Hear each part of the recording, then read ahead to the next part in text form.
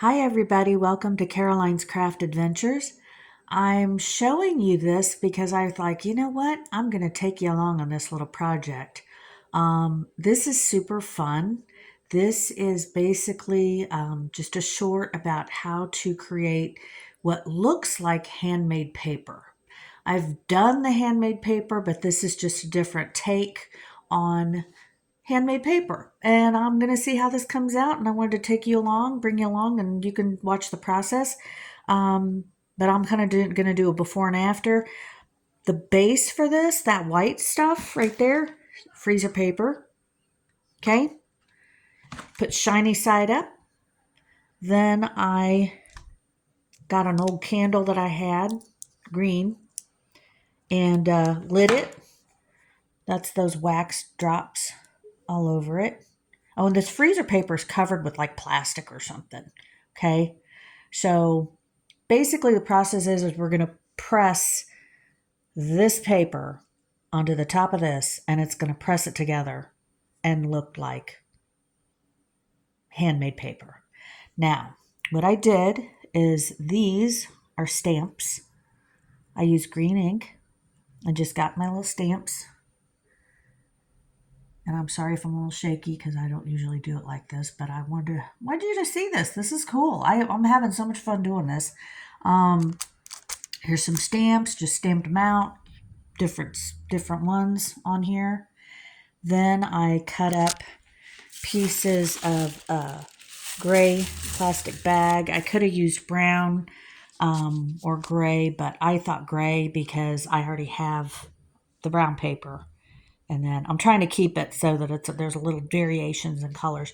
So there's little pieces of gray plastic. It has to be plastic because that's what's going to fuse these papers together. And that wax, that's also going to help fuse all this paper together because you got these dry pieces of flower bits that I have. I dry flowers. I have grow gardens, and so I have dried flowers too. That's actually a dried flower, if you can believe that. Isn't that beautiful? That was one of my favorite ones. It was huge. And but anyway, I have like zinnias and stuff, and I just wanted to see what would work. So basically, these little pieces here are broken up bits of rose petals and rose leaves, and then they're just all kind of dappled on top. And I'm going to shove them out of the way. I'm going to kind of make a little room before I do this and see kind of so you can see all the little stamps, and then just have these bits in the white spaces. But I did kind of drop a lot of the candle. I think I need to do more up there on the corners because I want to make sure this fuses. However, this paper, it's like plasticky covered, this freezer paper. So supposedly, my understanding is that these bits and the wax will help fuse this to this.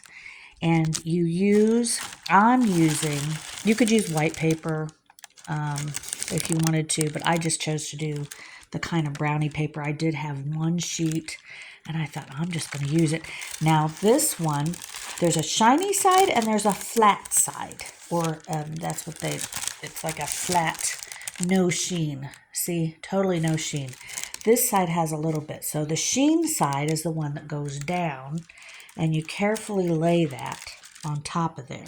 And then you get it on a high heat setting, your iron, and put a piece of parchment paper that I happen to have here. Put another sheet over the top, and I've got the towel underneath.